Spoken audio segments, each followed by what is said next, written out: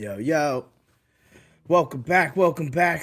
We're doing a show a little bit earlier.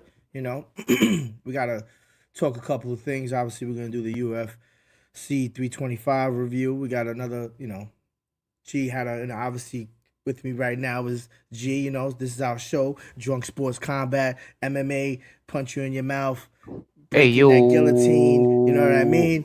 Um, so yeah, we have a bunch of different topics. We want, couple topics we want to speak to y'all about. Obviously we want to see how y'all feel. This is back to back, UFC cards in Paramount. Um, they're trying to push this shit hard. Dana White really want to earn that 1.1 billion. Well, Uh, Dana White's about you got to remember Dana White got, not to interrupt you. Dana White got, if I'm not mistaken, got Zuffa boxing too. yeah. I've seen a little bit of the fights. I know I saw like one not this past weekend, but the weekend that the same card was on for 324. So I watched that. It was a couple of decent fights there. I know he has like Ryu there. I think Ryu used to be with Top Rank. So if I'm not mistaken, could be wrong, but it was one of them. But yeah, Zuffa boxing's interesting too. So let's see what comes to the table. On this new platform. Well, Um, I think the test is I mean, it's not even a test. It's not even a test. We call a spade a spade. Dana White is the greatest promoter of our time. I'm not gonna say it either which way. Like every system, every fighting system that we see, boxing since the early days has been tainted, and let's call it.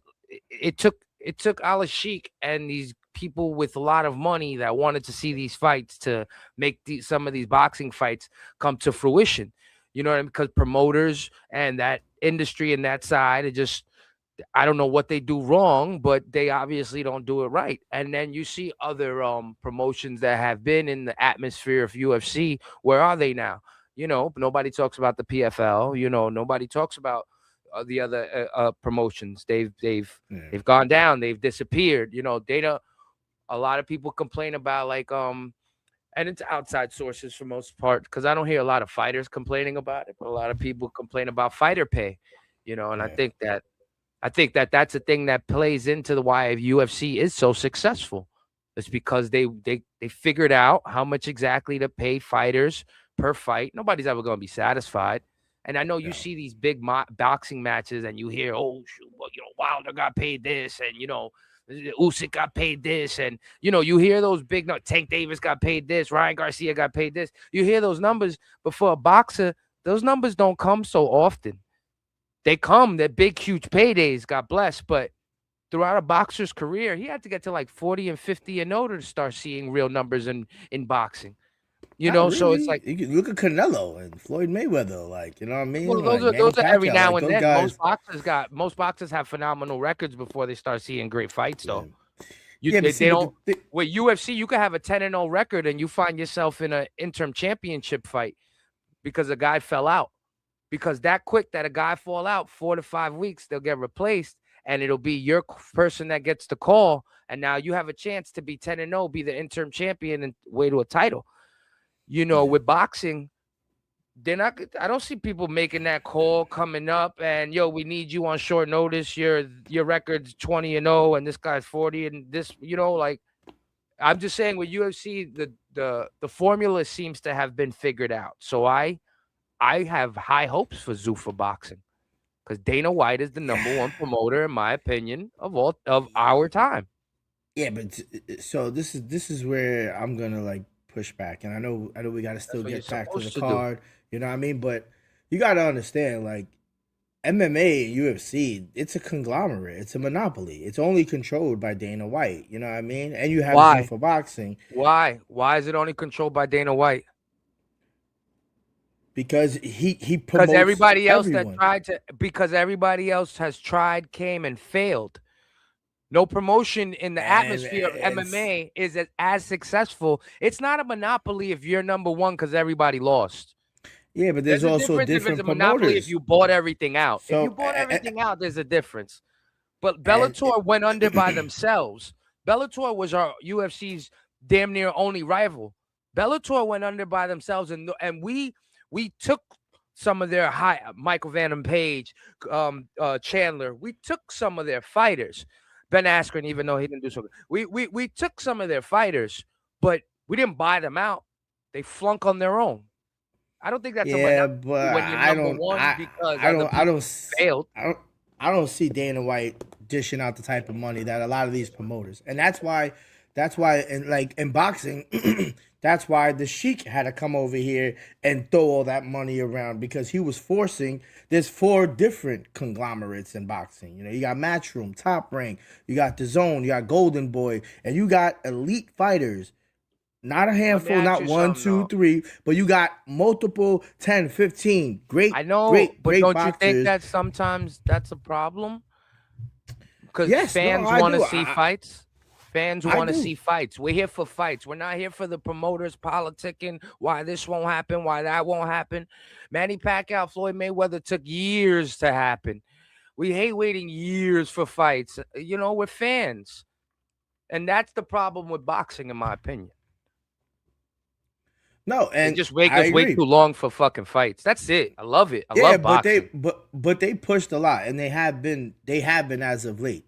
You know what I mean? Like there's eventually absolutely, gonna I be agree. there's eventually gonna be another Devin. There's gonna be a Devin Haney and Shakur Stevens fight. You know what I mean? Ryan Garcia is about to fight. You know what I mean? So it's gonna be interesting. You know, to see what they do. And yeah, I feel like in some scenarios, I do feel like yeah, you need that dude at the top, but I don't consider like Dana White. I feel like he just takes all that money. He's not gonna be able to do that with Zuffa. And he took Ryu. Yeah, Ryu's cool, but Ryu was probably getting paid the same amount of money he was doing, you know, under the whatever promotion he was under in regular boxing outside of, you know, Dana White's tutelage. You know what I mean? So yeah, it goes hand in hand. Do you see? I don't see Dana White getting a Canelo or getting like, you know what I mean, a Devin Haney and one, you know, those top elite guys. You know, Wasn't Dana Usyk White? and Wasn't Dana White just involved in the last boxing event that took place? not to my knowledge. Yeah. Let me see. Mm-mm. Well, the one that was last week was, if I'm not mistaken, wasn't that Ryan Garcia? Well, because Ryan Garcia is about to fight Tio. Um, Oh, really? That was quick. yeah, it's been a year already. I think he only got suspended for a year. So, but I don't think that's Crawford why Dana. Crawford and Bud. What under what promotion was that? That was, I think that was. I mean Crawford and Canelo. That was the Zone, and I think Canelo's under the Zone, and I think Crawford was under. It's either Top Rank or Matchroom. I think he's under Eddie Hearns, if I'm not mistaken. And Crawford already retired. Oh, you know what I mean? Like, well, he was part. Wait, Dana White was also part of that promotion. Terrence Crawford defeated Canelo Alvarez by unanimous decision September 13, 2025. A massive super fight promoted in part by UFC CEO Dana White as well. So he was also part of that promotion. You know what I'm saying? I think it's safe to say it's just a good time for fighting in general. yeah. If you're a fighter, when you know fans want to see you guys, and whether you get money from the Middle East, you know, or whether you have promoters in America and you get in the right league, and the fact is, the time for fighting is now. Yeah. He was actually a free agent, Crawford. He wasn't fighting under any promotion. He was just beating everybody up like under his shit. Basically like, you know, Floyd Mayweather. You know, he had the money team and, you know what I mean, money making Mayweather promotion and shit, you know, because eventually when you get there, you just promote yourself. And then that's when you start. That's why Canelo gets so much money because he's basically, you know, even though he's the top fighter in the zone, but when you start doing your own thing, you can start dictating and forcing your way into like, okay, this is how much I want to get paid because if you want to see me that badly, you know what I mean? Like, yeah, if y'all niggas want to see me and I want a portion of the pay-per-view and this, that, and the third, and then you know, obviously they sell $70 shirts and $40 hats, and they make promote money off the merch. So it's like, it's a lot, but it's gonna be interesting to see what boxing continues to do to see if this is gonna be because obviously, you know, eventually somebody's gonna get tired and fans are gonna get tired and they're gonna say you got to push this a little bit more quicker, you know. And well, that's what. Now what? That's what's great about having multiple leagues, though. in some sense, as long as the fighters are available to fight and they aren't signed to promoters under forever contracts, they if they can fight, all you got to do is pay these people. And I think it leads the conversation. How much more great fights do we have? We need more. We need more promotions for fighters to fight under, so we can find where the great ones are. Yeah. You know what I'm And that's saying? We why need it's fighters different. to fight. Yeah, we need Yeah. fighters to fight. We need fans to watch. It's just the chemistry that's needed. Speaking of chemistry that's needed, let's get into UFC 325, my brother. Yeah, it was a pretty good card. It started off hot. Yeah, I mean, it started Yeah, off hot. with the Quillen Scout Keed. The second fight was a round three knockout.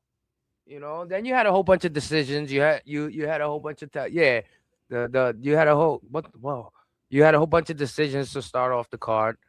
You know, you had a choke out. I always take that. Like, I think that Dana White putting that $25,000 promotion in place has Yeah. really put a fire under the new fighters. Oh yeah. You Well, know, they that Quillen fight was only 3 minutes. Right? He put in submission like real quick. If I'm not mistaken, like an armbar or some shit, right? To who he fought, Malarkey. Oh, you're on the main card. I Oh was yeah, just yeah. even Oh, you saying talking about the talking about the I was just prelims? saying the early prelims, Uh, besides the three decisions, you started off the card great with yeah, yeah, a knockout, like yeah. The decision. Yeah. it's just awesome to see these new guys have fire under their ass because of money. You know what I'm saying? Like, you call a spade a spade. When the boss says, "I'm gonna give you more money if you go out and knock this dude out," this is what you get. On the prelim card, one first fight, Jonathan McCaleb versus Oben Elliott, submission round two, 331. Yeah, real quick. The two fights after, you had Cam Ralston versus Cody Brundage. My bad, Brundage. Round two, knockout. Next fight, round two, submission. Junior Tafa versus Billy Anaka. And not Alakana with the W. You know what I mean? With a submission.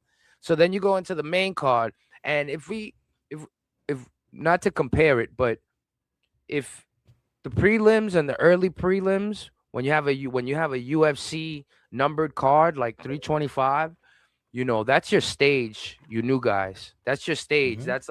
That's like a up and coming artist opening up for somebody big.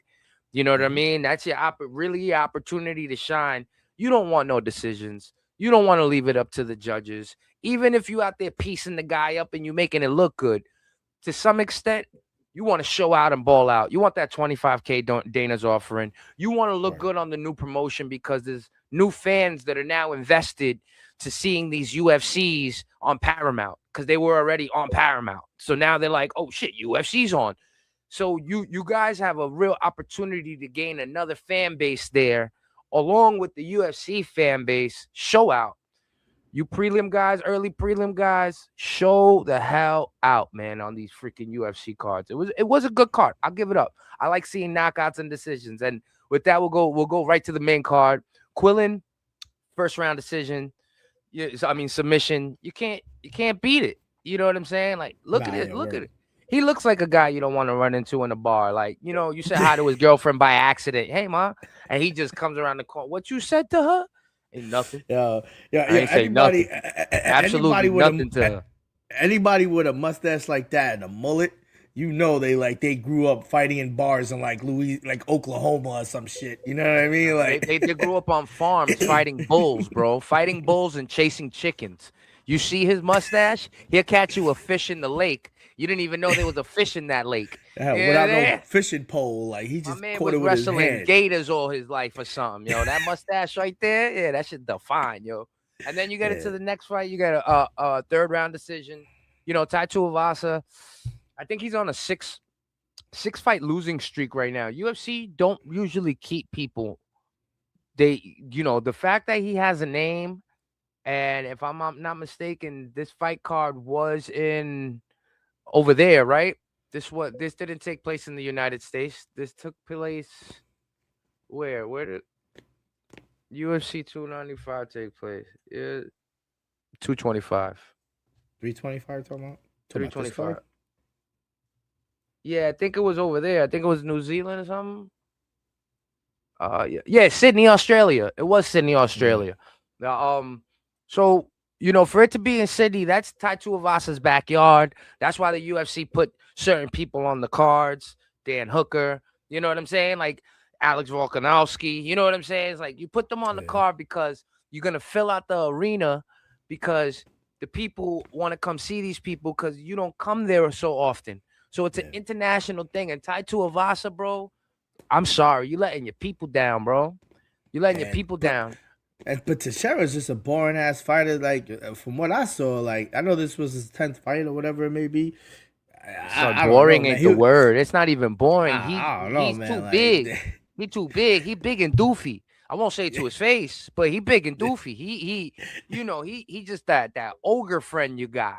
That when you yeah, walk into like tight spaces, he's always noticed. Like, damn, bro, you can't be punches are smaller getting for a second. thrown. And, man, no punches was getting thrown. It was just like It was just just two fat dudes fighting. yeah, just like put both trying to stand up and putting their weight on the other dude. You know what I mean? It was just like, this is It not was two fat entertaining at dudes all. fighting, and it's UFC 325 again. You're on a main card. You already had a losing record coming into this, so that means that they they still see something in you, and they're still giving you opportunity to shine. And when you did have opportunity, and you were on top of your opponent, I'm talking about Tai Tuivasa. When Yeah, what did you do?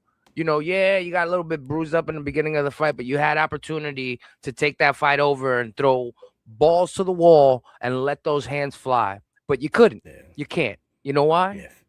Because you decided to check out of being an athlete. I don't care in what sport you're in.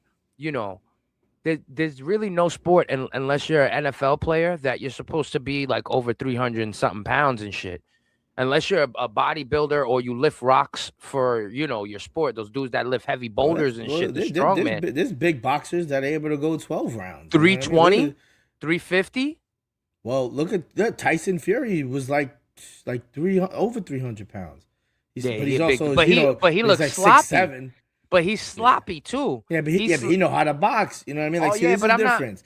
You I'm know what I not mean? taking it Like, away from that. But Tai yeah, Tuivasa, you don't need to be looking like that in the ring, man.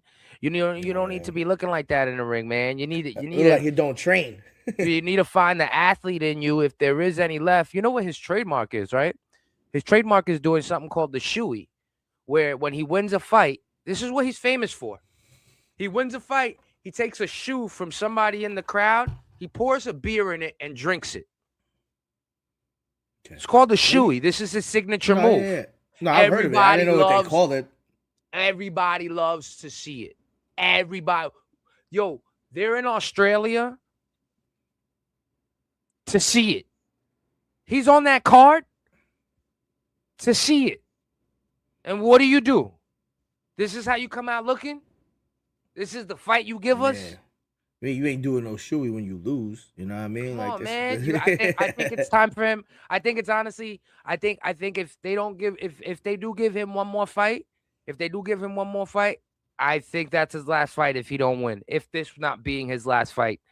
Because that was Right. that, I'm not taking nothing away from Teixeira. He has a 9-1 record. But like you just said, he's boring, not entertaining. He's too big for himself. And you saw him tire out towards the end of that fight.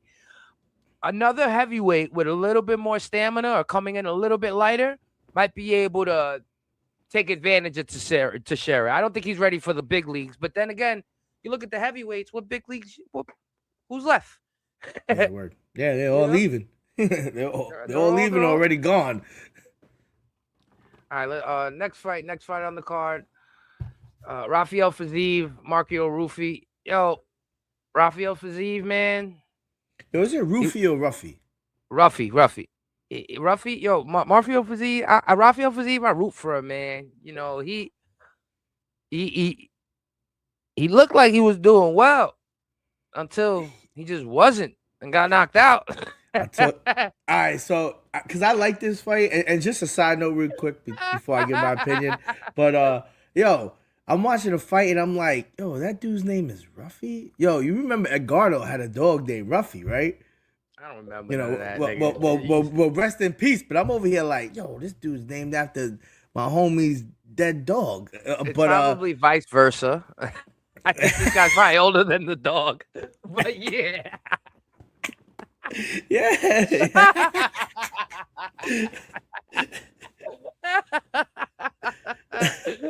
But That was good. yo, That was good. You're good, you. but it was a good fight, man. And Fizzy, he came out swinging. He was landing that left hook. He was applying the right pressure, but I think he maybe got too overzealous and too over aggressive, and that's when when Ruffy was just landing those. The elbows and what I Chip, mean. He's chip, getting hit with the chip, power shots. chip, chip, chip till he chipped away. Yo, it was, yeah, he kept, and then that, when you're over aggressive like that, people are gonna find that time, and Mauricio did, and he landed that right hook, and it hurt him, and what I mean, Fiziev was just never able to recover, and in UFC, if you can't recover, it's gonna lead to a knockout, I mean, obviously, and I think just Fazeev was putting a lot in the beginning. I think he was putting a lot in the beginning, and I think when you he really wanted that win, man. He's coming off a loss with Gagey. I think he really just wanted that win, man. And it's a shame, like it's a shame because that's why UFC is one of the hardest sports to gamble on. Yeah. Unless somebody is a real technician and they have it in the bag, and there's no other way that the other person can possibly win, there's always a puncher's chance. There's always a puncher's chance. I know people, they hate saying that. I know people, they say, "Oh, that's not a real thing." That no, it's a real thing. You can catch somebody off of their pivot and knock them the f out. That with a foot, a kick, a punch, even an accidental thumb can put somebody in a position where they're compromised, and now you can take advantage and knock them out. So I think everybody has an opportunity, a puncher's chance when it comes to being in that ring. As long as you're there, showing up is always 70% of the battle and everything. Fiziev showed up, just a better man won. Let's get to Yeah. Dan Hooker and Benoit Saint Denis. Another killer that bothers me. I hate. I love Dan Hooker, bro. I love Dan Hooker. You see the brawls he puts on YouTube, the 1 minute Yeah. brawls. I showed you the 1 minute brawls, right? Yeah. You gotta love Dan Hooker, man, but Benoit Saint Denis, there's something, he doesn't go away easy. Yeah. Supposedly his corner trained him to be more disciplined for this fight. Take calm, go easy. But when he was getting beat up by Dan Hooker on the feet, when Dan Hooker was picking him off with the hands, they said, "Yo, turn into the other guy. Yep. Yo, turn into the other guy. Do us a favor. We need the other guy back because he's piecing you up on the hands. So show him that you can break him." Well, he was trying to pull off a guillotine, I think, in the first round. I was like, all right, yo, he really wanted, he came in there like he wanted to end it in round one, and he could have. He just, Benoit just happened to get out and it ended up going into the second round. And that second round, yo, I've never seen such vicious elbows ever landed on anybody. Like, shit was ridiculous. That's what you call a mad dog. If you watch, he wouldn't stop at one point putting pressure on Dan Hooker and threatening the takedown to the point where he was getting those takedowns. And once he got him on the ground, unfortunately, everybody kind of got Dan Hooker played out as far as his fighting style. He also has a pretty streaky record, and he's ranked number 6. So I think that we've seen it from him, and he wants to stand and bang. He wants to throw hands. He wants to be in the phone booth, man. He wants to be in the phone booth, and that's cool when you can be in the phone booth with your opponent. But if your opponent is the type that is stronger, bigger, as far as muscle mass wise, and able to toss your ass to the floor, he's gonna take. If any smart man to win a fight is gonna go ahead and take that opportunity, especially knowing your weakness. You knowing your weakness is being taken down, and yeah, see Yeah. Dan Hooker's come close so many times. He's fought Dustin Poirier, put Dustin Poirier on his back foot. That Dan Hooker's come, and even this fight, I feel like he came close, and that's why Benoit Saint Denis had to reach real deep and pull this one out. And once he Yeah. figured out the formula of putting Dan on the floor, that's when the entire fight changed. That's when he wouldn't Yeah. stop. Yeah, it was those crucial takedowns, and then those elbows on the floor. It's like, you getting beat up and opening cuts, and you know what I mean. It's just like, damn, dude, like, fuck. You saw one game plan fail, and another one one fighter adjust to his game Yes, plan. exactly. And those fighters are always the ones that are gonna 9 times out of 10 come out victorious. Yes, yes, absolutely. I absolutely agree with you. Benoit Saint Denis had him in a crucial position, dropping elbows on his head, just dropping elbows, and Dude, I was like, stop this shit, man. Like, and at that point, though, you give it up for Dan Hooker for having heart. I think even at the end of the fight, I think he called out somebody else to fight. Fighters fight, man. Fighters fight. Fighters take W's and they fight. All that perfect record shit is cool, but fighters fight. They don't turn down who comes to the door respectfully. I know they're not going to take a crazy fight. And yeah, you get your training and your time, but opportunities come to the door, and you take those opportunities. You either succeed or fail, and that's how far you're going to prosper. But if you never take opportunity, you never become a streaky fighter with a 50-50 record, but still get opportunity to fight for things like what we're going to talk about later, the BMF belt. You know what I'm saying? yeah, word. So let's get to the main event. Fucking Alexander Volkanovski and Diego Lopez. What you thought about the fight, Quest? I thought it was good. Like, I think it could have almost like went either way, but you did see like the aggressor won this fight. Like the fact that Volkanovski kept trying to get that guillotine in, and just it looked weird. It looked like a koala bear hugging a tree, man. At some points in the fight, he was just there, like with his legs around him, really trying. He gave it his all, and he kept. He kept pushing through it. He landed a lot of solid punches, but so did Diego Lopez. But he won this fight on a scoring card, right? Like he won because he scored more points. You know what I mean? But each fighter definitely came there to fight, and you could see that they both wanted to win. But when it comes to decisions like this, especially main event cards like this, you're gonna have to go to the who scored more. You know what I mean? Like who scored more points? And I think he did, and I think he came out victorious. I mean, I agree with you. I think Volk knew what was on the line. Yeah. He knew that he wasn't being thrown into no regular fight. He beat Diego Lopez before. He knows he's tested the champion at 155, and Islam Makhachev got knocked out. He lost that belt. He lost that belt to Ilia Topuria, got knocked out by Ilia Topuria, and then Ilia Topuria moves up, if I'm not mistaken. So now you have now he's in a weird place because the guy above him knocked him out.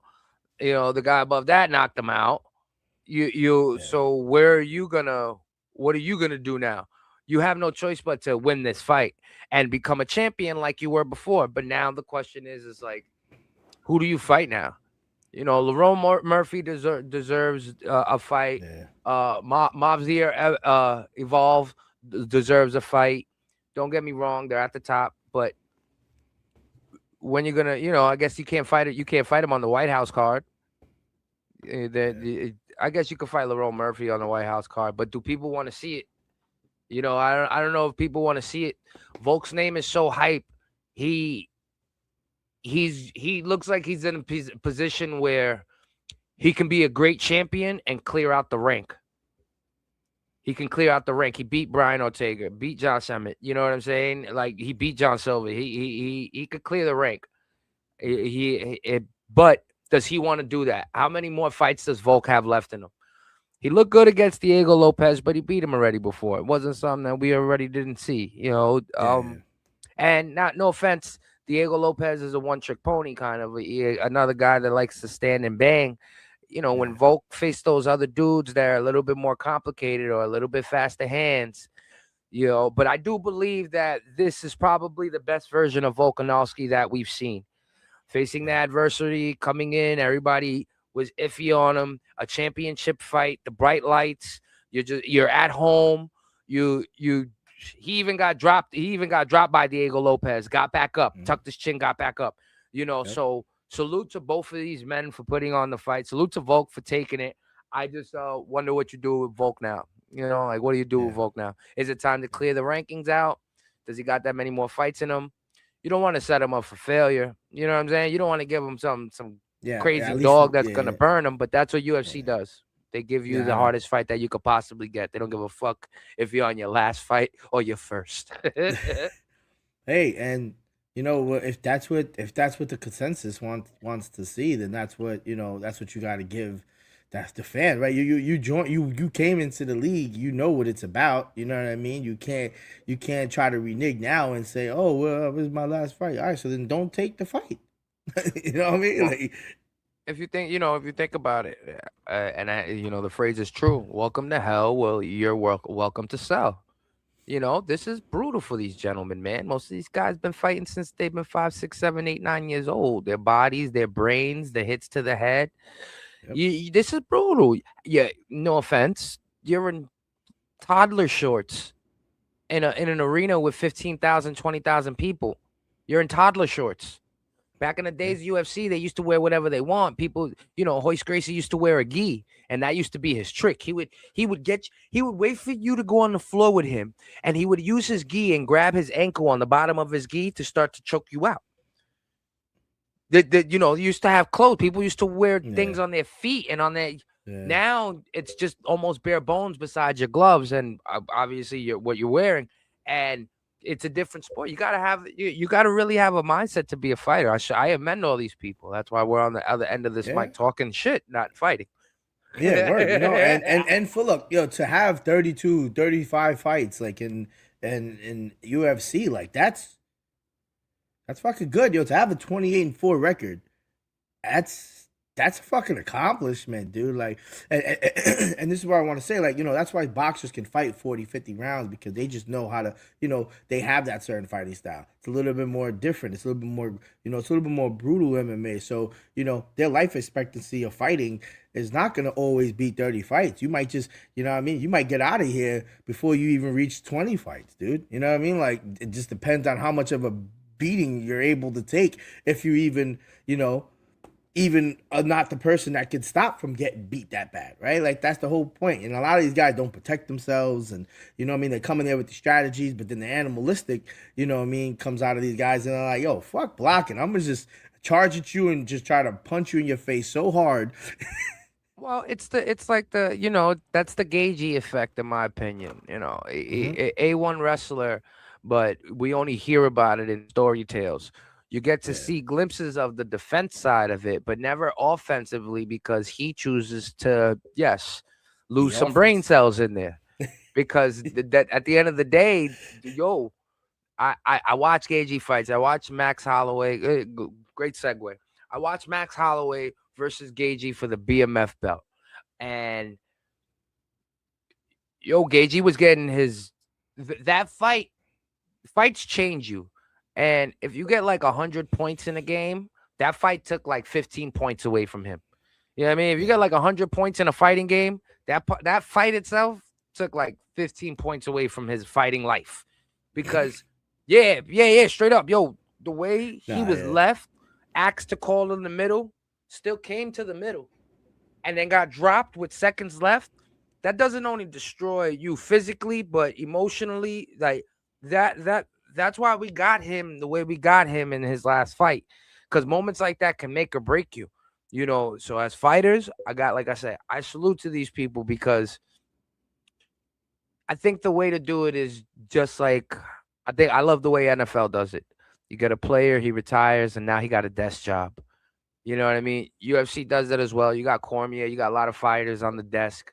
I think that that's what you got to do, and these guys got to be told when to pull out a little bit earlier, pause, because it's that was crazy. That It's was it's crazy because you don't.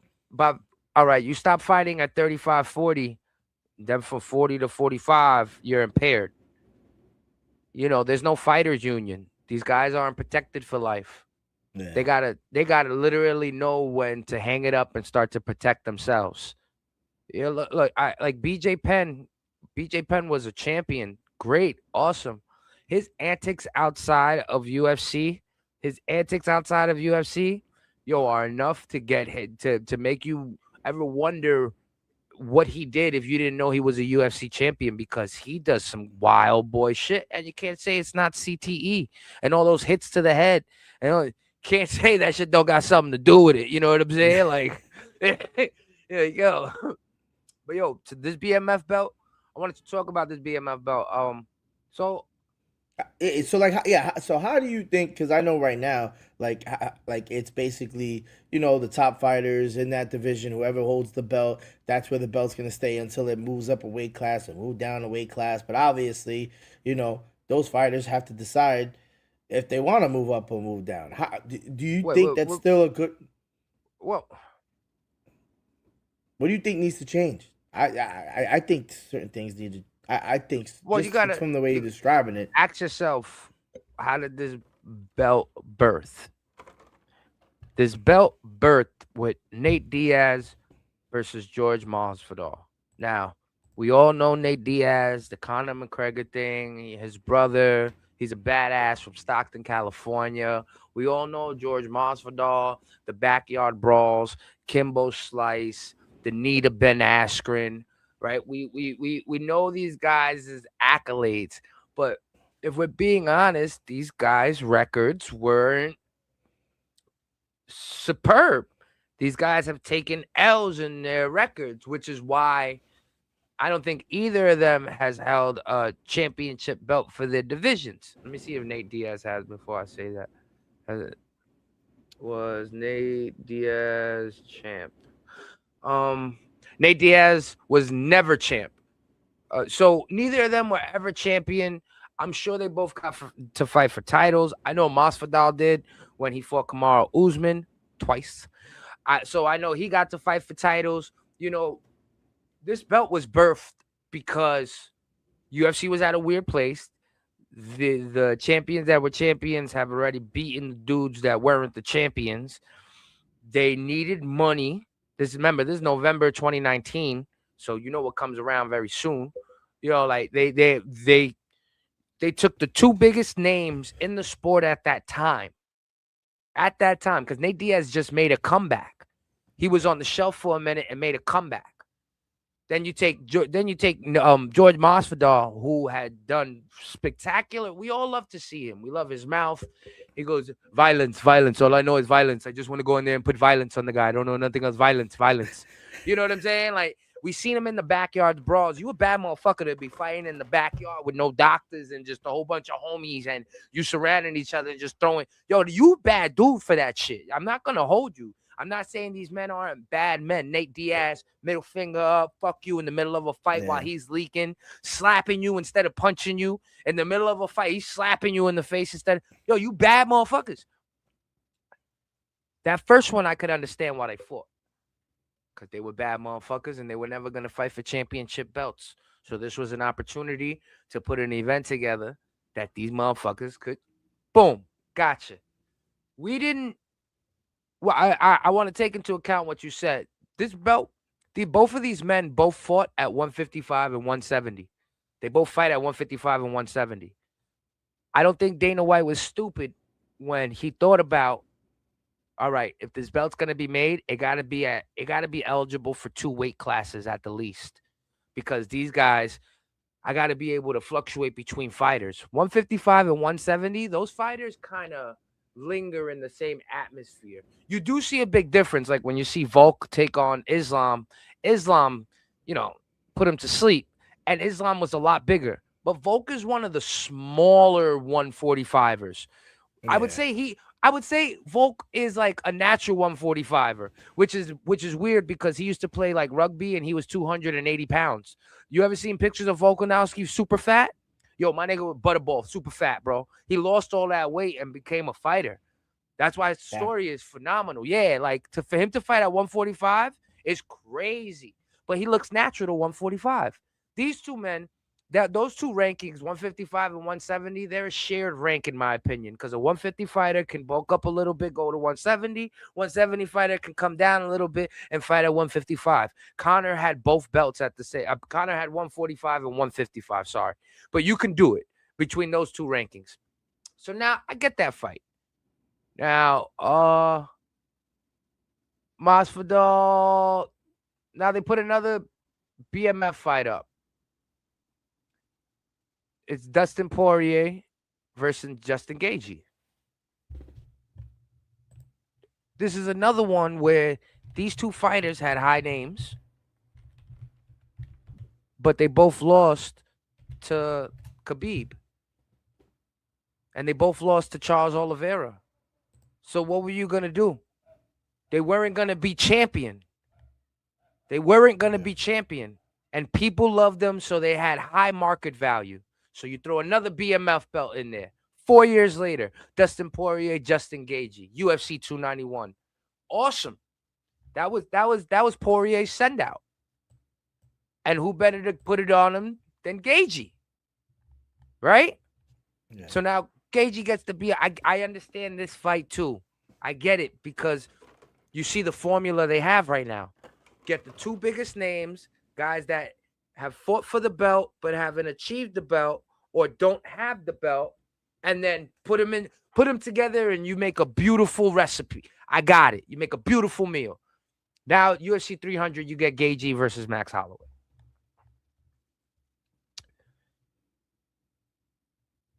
What can you say? What can you say about Max Holloway?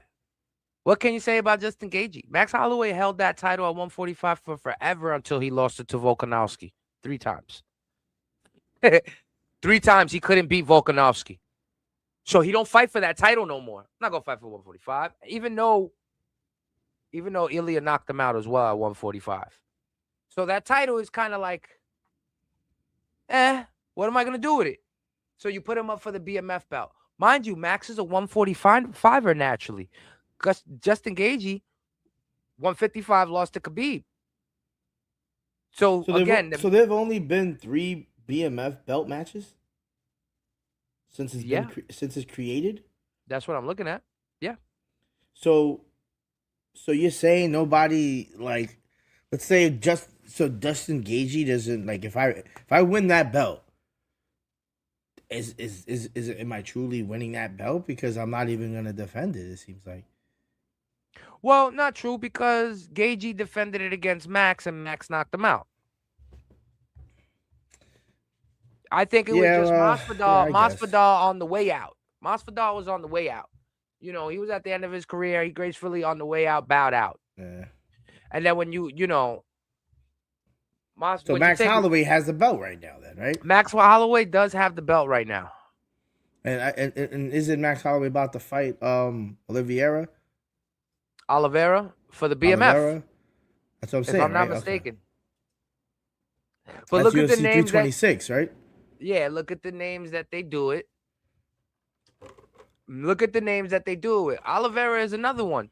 You know, great fighter, great champion. But in the beginning of his career, everybody used to say he gives up. And then all of a sudden, he made a wicked turnaround, became champion. Yeah, for the BMF belt. Yep. He turned around, became a wicked champion, but then Oliveira took his losses and has worked his way back up. He's fighting Max. You know, this is going to be this. My point is that I think you have to have 2 things in order to fight for the BMF belt. You have to have a lot of popularity, and you have to either have held the championship belt or lost to the champion. So your route is limited on where to go. But since you bring numbers in and you're a great fighter, the great fighter part. So, but you bring numbers in. Well, I'm bullshit because great fighters beat great fighters. You bring numbers in, you can fight. You're qualified to fight for the belt. But then the final thing was the first question you asked. That final qualification. What if the BMF belt is not in your ranking? Yeah, that's what I'm about to say. Because then at that point, it's just like, what if I'm a better fighter than you and I'm owning my weight class and my division, but damn, I'm still not even eligible to fucking be a bad motherfucker? What if I'm better than you? What if I You have know? the? Let's say Derek Lewis. Let's say Derek Lewis didn't get knocked out his last couple fights, didn't take losses, and he would be eligible for the BMF belt. He got the most knockouts in UFC history. He loses anytime it's a big moment, but he's a bad motherfucker, right? If he let's just say he took those wins. What you can't put none of these 155ers, 145ers, 170, 170ers against a Derek Lewis. You can't. It'll never work. So it's Not like gonna be fair. so I think UFC is gonna come to a position where they might have to make another UFC, another BMF belt, but then you take away the authenticity of that belt, right? Like that belt's supposed to be for the one bad motherfucker in the moment. One. If you put it in other ranks, it's not one no more. So then I think what they should. So then how I would change it is let that person hold the bad motherfucker belt. That's fine, but that's it. You don't even have to defend it no more. But I think Retire in order for them to establish, should be like some type of voting system, right? Let's see if there's another weight class where these dudes they're all just going crazy. You choose the two illest fighters at that point in time, because there may be a point where the baddest motherfucker is no longer the baddest motherfucker, but there's somebody in 170, well, 180, or 130, you know what I mean, whatever. Let's see who are the two illest niggas there. The two illest fighters, the two baddest dudes in that weight class, because this weight class, you're keeping it. You're keeping it there. It's almost like now I have to gain weight or lose weight. What if, like I said, there's always going to be a different weight class where there's more action happening, and that's now why you're holding it out. They're limited. They're very limited. But I don't think you create another one because you do want to keep it authentic. I just think that they should have some type of voting system where they say, hold on, 155 fight's been a little bit weak. We don't even need the belt to be there no more. Granted, that dude won it. He was the baddest motherfucker for that time. But now we got to point our direction over here. There's looking like there's some dudes that we need to match up and then set up an event to see who's the baddest motherfucker now, number whatever, 5 or whatever. Because it seems like a new belt. It looks like they don't know what direction to go in. They've only had 3 fights already in 6 years. That might be it right there. You make one BMF event a year, and whoever were the fighters that led up, whether what weight class, whatever, you pick the weight class because in that weight class, maybe for that year, lightweight was on fire. Maybe for that weird year, heavyweight was on fire. Maybe for that year, light heavyweight was on fire. And you make one event, the BMF event, and everybody that's on that card is kind of like prospect for BMF, but the fight for the belt for that year, and they don't have to defend it. It's just a title you win for the year. You don't defend the belt. Yep. I'm the baddest motherfucker for 2026. Yo, that was genius. That's like being the MVP. Dana White, we want some spanky for this idea. All right, Dana White, we want some spanky. That was all. Did that. Give me some of that 1.1 billion, bro. I'll take a little. Just give me like 1%. 1.1 billion I know. 7 years. I don't even want part of those 7 years. Just give me a percentage of the 1 year. You know what I mean? Like, I'm not greedy. Oh, give me 1% of the 1.1 billion. Word, yo. I'll take word, right? Like you thought about the number right now. You're like, oh shit, hell yeah. I'll take that. It's a cool mill. Give me half a point. Give me half a point of 1.1 million. I'm not crazy. That's life-changing money for me. Yo, but that's a great idea though. Just instead of having that title linger, waiting, because what you're doing is you're holding the belt up. You're waiting for somebody to become a BMF prospect that fits into the formula of all those categories. Lost for the championship or can't fight for the championship, and the fans love them. So you need him to fall into those two cat. That's a must do, but you need the weight class too. Damn, he got to be 155 or 170 right now. He got to be 145 or 155 right now.